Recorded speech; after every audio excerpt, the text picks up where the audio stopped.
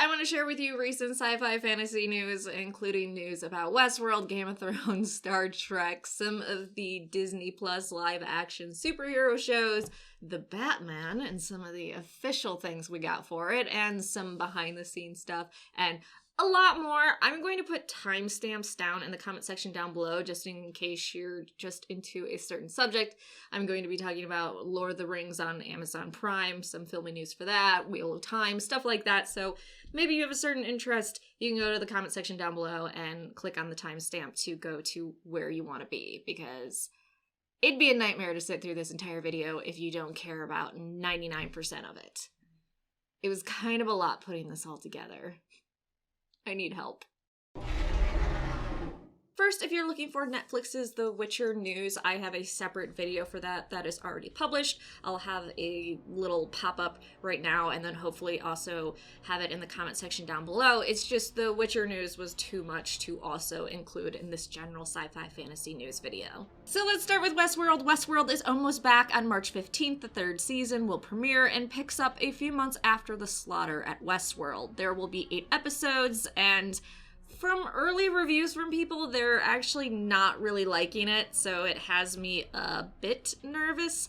We're being told that there's a lot of mystery box shit. Interestingly, we're being told that Game of Thrones showrunners David Benioff and D.B. Weiss actually have a cameo in episode 2 of Westworld as Westworld technicians.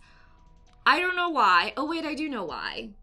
Every time I hear their names and that they're involved in something, it just kills me a little bit on the inside. So I guess if you still really like them, keep an eye out for their cameo in episode 2 of season 3 of Westworld. We did get information on the 4 episodes of season 3 of Westworld, including their runtime and a general description that isn't really helpful, so I'll go over those just really quick. So the season premiere of Westworld Season 3 will run for 70 minutes, and the synopsis says, if you're stuck in a loop, try walking in a straight line, which is obviously a jab at the host's loops. The second episode will be 60 minutes long, and the synopsis reads, people put up a lot of walls. Bring a sledgehammer to your life. Episode 3 also runs 60 minutes like episode 2, and its synopsis reads, if you don't like what you see in the mirror, don't blame the mirror. I'll blame it all I fucking want. Finally, episode 4 is called The Mother of Exiles and runs 70 minutes. Its synopsis is, the truth doesn't always set you free, which I 100% agree with. Lastly, on Westworld news, Jeffrey Wright, who plays Bernard in the show, did an interview and talked about what we can expect for season 3 of Westworld and also for Bernard. So first he talked about what season 3 will be like, saying, season 3 in some ways is about exploring a new park, and that's the world outside of Westworld. So in some ways those characters, those hosts, become guests. It's viewing the show, the characters, the narrative through another of the reflective facets of the storyteller. He also gave us an insight into what happiness looks like for Bernard. He said, Bernard is grounded in loss and tragedy. As a construct, suffering is used as a kind of crucible towards freedom, and that is built into his programming. That's a question he wrestles with himself, and I'm not sure if we get the answer, but I think the answer lives for Bernard where freedom lives, where agency lives, where independence from the strings lives. He's on a journey towards discovering these things, including happiness. I don't know if any of the hosts are terribly happy. I think it comes with the job description. Okay, so I'm gonna move on from Westworld news, but I am going to say, again, season 3 starts on March 15th and the Ides of March, and I'm really hoping that all the negative reviews I've been seeing from people that got early access aren't true and they're just being too nitpicky, because I love season 1. Season 2 was a bit much and not in a fun way. Alright, let's move on to Star Trek. We got some interesting details and explanation for Star Trek Picard, which I want to go over as quickly as possible. So first, we're told this is the Picard now, and we will never see the quote-unquote old Picard again, and to just get used to this Picard. The goal of this show was to challenge Sir Patrick Stewart as an actor, and they were afraid the show would be too dark, but they were more concerned about making a show they would love. When Q comes back, he won't be de-aged, and finally, Janeway appearing in Picard is still iffy. Oh, and Hugh's actor, Jonathan, talked about his character's death and legacy, so please check out that interview. It's so good, and he's so grateful to all the fans. On other Star Trek news, the actor for O'Brien was asked if he ever felt stupid saying the techno-babble on Star Trek, and he said, no, but certain words did trip him up, and if there was a particular techno-babble word he wasn't comfortable with, he'd kind of turn away from the camera and say it to save himself, which is so cute. Lastly, on Star Trek, Discovery has been renewed for a 5th season, even though the 3rd hasn't premiered yet, and fans seem to be crying every night an episode is on. Speaking of dead things, Andrew Lincoln, who plays Rick Grimes, obviously, said that the first Rick Grimes movie is 60% done with writing, and we can still expect to see it in 2021. Ooh, still on The Walking Dead, Laura, the character that was killed 2 episodes again, did an interview, and she revealed that her and Eugene had a sex scene that was supposed to be really funny, but they ended up cutting it, which is really disappointing. I think it would have been fun. So here's what Laura said on that really quick. There are scenes of me and Rosita starting to become friends where she and I kill zombies together. I save her life at one point, and we filmed a really fun scene where me and Eugene get it on. One day I'm on set and our director's like, I can't tell you why, but you're going to love the next episode's script. I get it, and there's a scene where Eugene's in the Savior's compound and the walkers have got in. I think we're going to die, so I come into his room and we have sex. I'm like, don't think too highly of this. I'm only doing it because we're gonna die. He's all shaken. It was so funny. Oh, by the way, and this is absolutely not a joke, I know I've been jabbing about wearing socks while having sex. Eugene was supposed to say at one point, if it's all the same to you, I'd prefer to keep my socks on. Totally a Eugene thing. Also, Laura's actress is happy that she got to die taking on one of the scariest villains ever. Ooh, still on zombies, and don't start a debate with me whether they really are zombies. The Last of Us, a horror game following 2 characters as they survive a world of murderous humans, so normal humans, and cannibal creatures infected with a mutated strain, is getting an HBO series that will cover the events of the game, and if everything goes well, they'll cover the sequel, The Last of Us Part 2, coming out late May. I have not played The Last of Us, but I have heard rave reviews for it, and I've never heard a negative thing about it, so I'm looking forward to it, even though I haven't played the game. Maybe I should play it before the series happens. Ooh, or it would make it more surprising for me if I didn't, and then I just watched the HBO show. Either way, I think it's in good hands with HBO. I say, remembering the final season of Game of Thrones. On vampires, a new trailer for What We Do in the Shadows Season 2 is now out, and it is fucking hilarious. Also, Season 3 of Castlevania is now on Netflix, and people are saying it is just awesome. Ooh, and while we're on evil things, Lucifer has secured Tom Ellis for another season, so it looks like Season 5 will not be the last, and we're for sure getting a Season 6 of Lucifer. Tom seems super grateful, and the outpouring of love for the devil. Okay, let's go on to the Batman news, which is starring Robert Pattinson. And by the way, I was worried about him playing Batman, and then I looked at him. His jawline is insane. Do you know how good he's going to look in the Bat costume with that jawline? Fucking crazy. So we got a look at the Batman suit and Batmobile, which I think look great. And this is going to be a more noir style film, which, you know, he's supposed to be the world's greatest detective and just not a guy that beats the shit out of people. It's also going to be low tech. Also, look at those big pointy ears. I love them. Overall, I'm pretty impressed with the Bat costume and the Batmobile. Like I said, low tech. It's supposed to be Batman in the beginning of his career, and it's supposed to be a more detective oriented movie, which I like the different direction they're going in, because lately it seems with superhero movies, it's just punching and CGI, and it needs to stop. Oh, and most important, Gordon, who is played by Jeffrey Wright, is gonna have a mustache, so that means everything. Actually, they have a shit ton of villains in this first movie with Robert Pattinson, so it's gonna be a little intense. Interestingly, some leakers have shown they're filming around St. George's Hall in Liverpool, and they're using the catacombs and cells underneath, and the speculation is they might be using that area for Arkham Asylum, or catacombs for Killer Croc. As they keep on adding bad guys to this movie, why the fuck not? Also, I would expect us to see Arkham, and I would like us to see more of it in this movie, especially if it's a detective-oriented movie. So, completely on board. There's a rumor going on right now, do not take this too seriously though, that we'll be getting a female Mirror Master in the Flash live action movie. I don't really have much opinion when they gender bend or switch up gender for characters.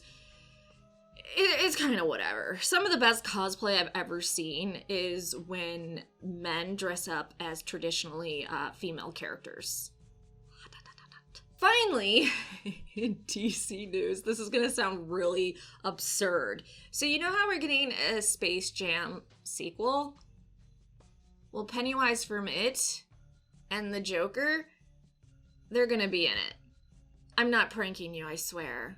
They're trying to make a Warner Brothers verse where they're just including their properties into this Space Jam 2 movie. I guess it makes sense because Michael Jordan goes to different universes to collect the best basketball players. I just can't see the Joker being a good basketball player. I'm sorry. Pennywise as a basketball players is a no for me. Please let that just be a cameo. Just cameos, please, God. Okay, let's move on to Marvel news. So we know that Sam Raimi, which we've known for a while, is directing Doctor Strange 2, Multiverse of Madness, but he has actually gone to London for pre-production. They're also going to be filming Doctor Strange 2, not only in London, but also in Norway, and they're going to do some exterior shots in New York. Oh, look at this! John Krasinski wants to direct a Marvel movie and star in the MCU. What a surprise. I know we're all hoping he'll be Mr. Fantastic. Also, Emily Blunt could totally be Sue Storm. Jeremy Renner posted on his Instagram story that it's time to start stretching for his Disney Plus Hawkeye show. I know there have been rumors going on and on and on that the show has been canceled, but apparently not, because there are other people that are working on the Hawkeye live action show that are also getting ready to work. Ooh, you know I talked about how I wanted more detective stuff in the Batman? I realize I'm talking about Marvel right now.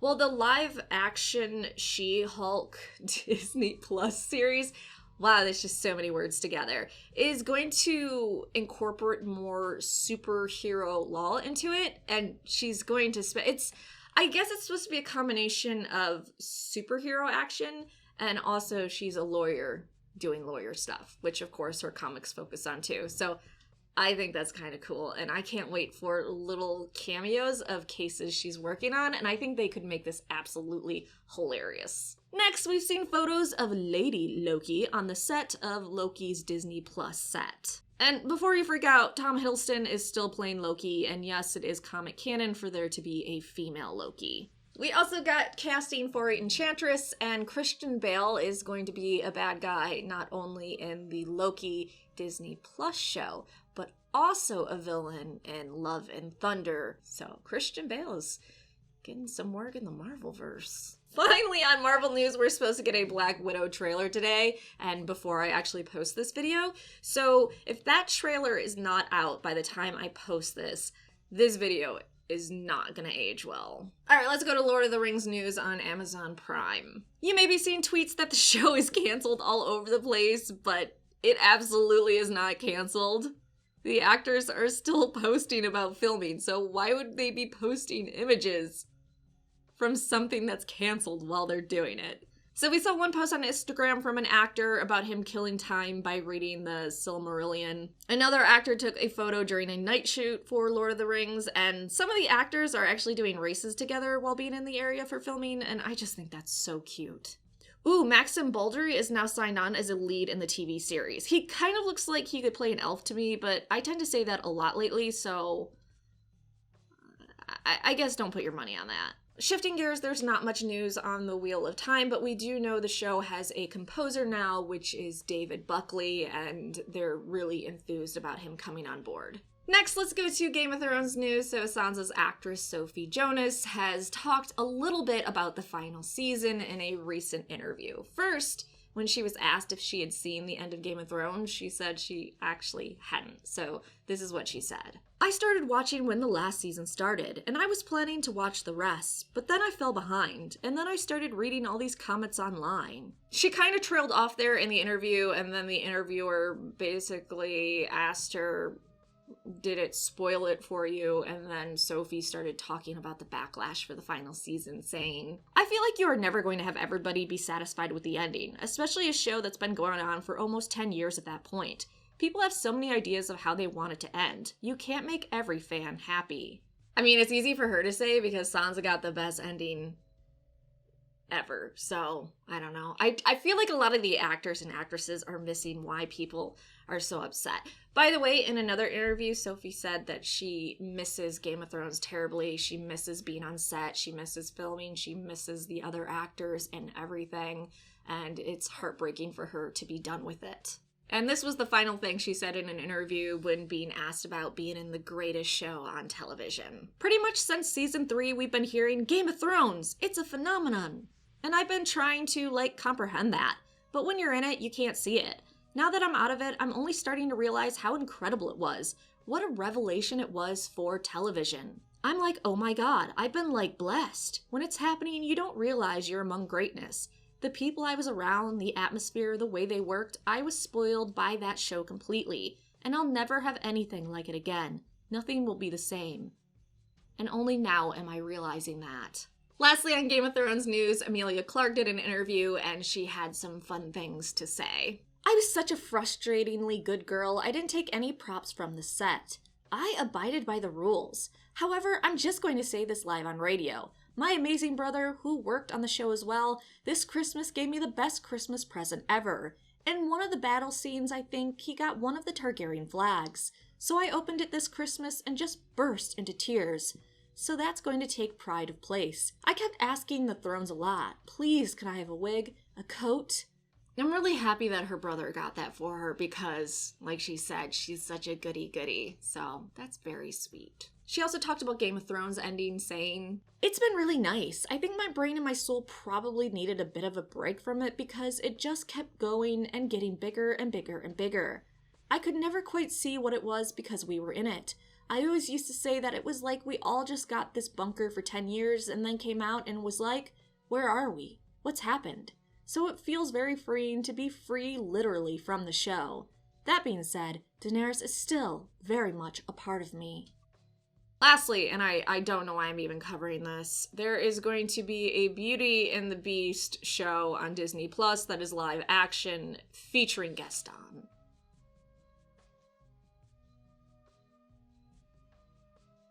Why? I guess it'll be cute to see Luke Evans and Josh Gad together again. Alright, so that is your sci-fi fantasy news roundup. I'm so sorry I talked so much, but these are exciting times to be a nerd. So, subscribe, and let me know what news you are most excited about in the comment section down below.